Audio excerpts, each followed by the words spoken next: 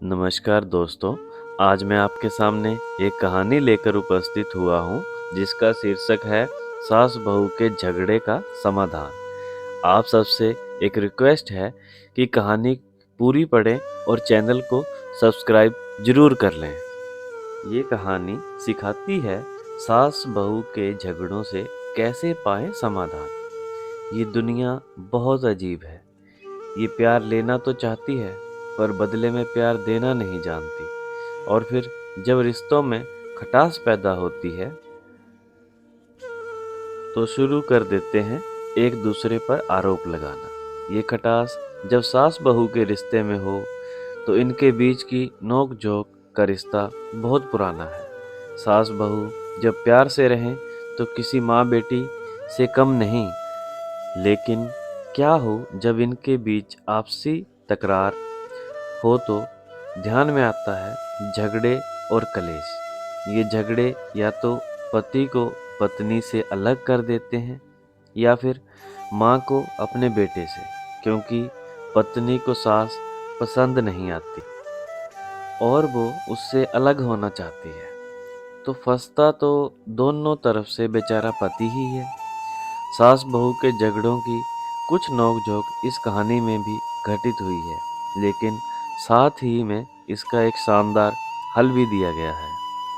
उम्मीद है कि ये कहानी आपको पसंद आएगी। हाल ही में नैना का विवाह हुआ था और उसने अपने पति और ससुराल वालों के साथ एक जॉइंट फैमिली में रहना शुरू कर दिया था। कुछ दिनों बाद उसे पता चला कि वो अपनी सास के साथ नहीं रह सकती।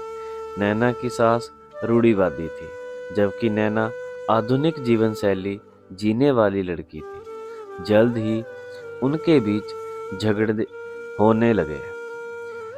कई महीनों के बीत जाने के बाद भी दोनों में से कोई भी अपना व्यवहार बदल नहीं पाया।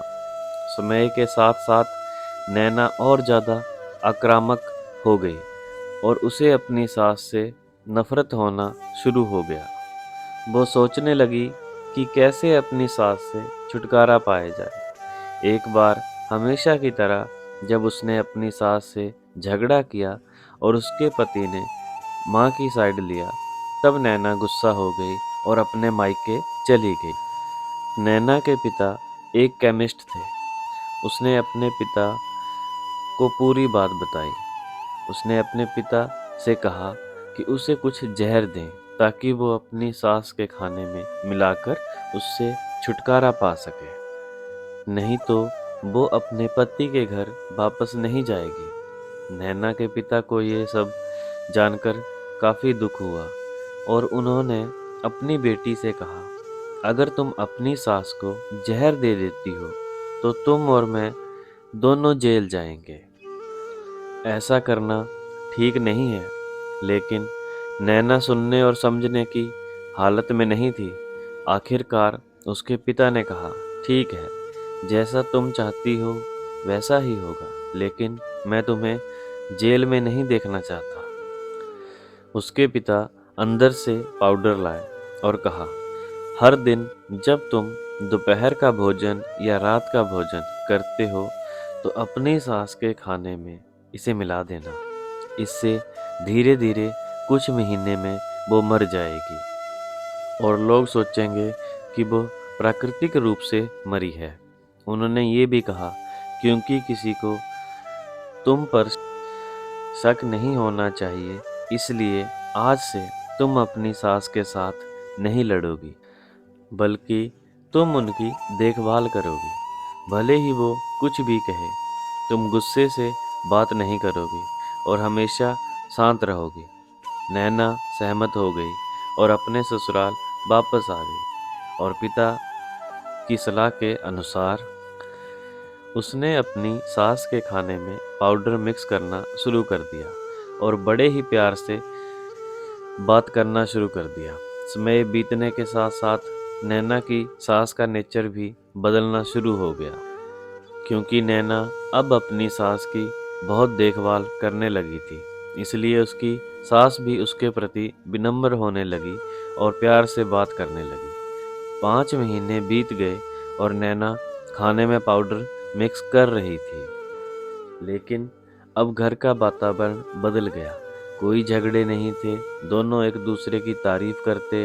अब ऐसा लगता था मानो दोनों का रिश्ता माँ और बेटी का रिश्ता हो। अब नैना को चिंता होने लगी कि पाउडर की वजह से उसकी सास जल्दी ही मर सकती है।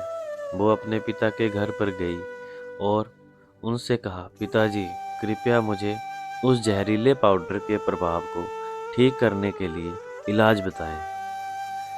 मैं अपनी सास को खोना नहीं चाहती। वो मेरी माँ की तरह है और मैं उससे अब बहुत प्यार करती हूँ। उसके पिता मुस्कुराए और कहा, कौन सा जहर? मैंने तुम्हें बस एक स्वीटनर दिया था। नैना हैरान थी और उसने अपने पिता से पूछा कि उन्होंने ऐसा क्यों किया।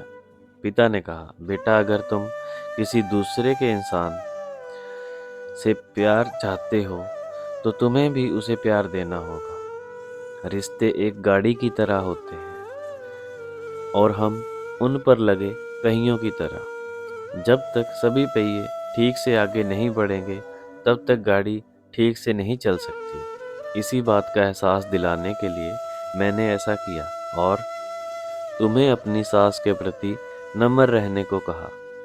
तुम्हारी अच्छाई देखकर उन्होंने भी अपने आप को बदलना और तुम्हें समझना शुरू किया। तुम दोनों ने एक दूसरे के लिए अपने आप को बदला। यही कारण है कि तुम अपनी सास के लिए आज मेरे पास भागते हुए आई हो। नैना अपने पिता की बात समझ चुकी है। और आप? मोरल ऑफ द स्टोरी, सास बहू के झगड़ों का समाधान।